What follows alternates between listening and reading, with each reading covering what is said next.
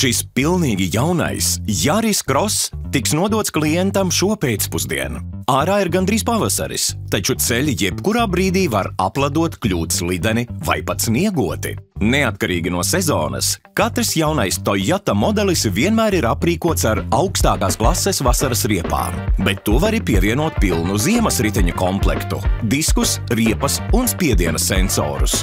Ir ierasts, ka saņemot jauno auto ziemā, klients iegādājas pilnu ziemas riteņu komplektu, un mēs piedāvājam parūpēties par to vasaras mēnešos.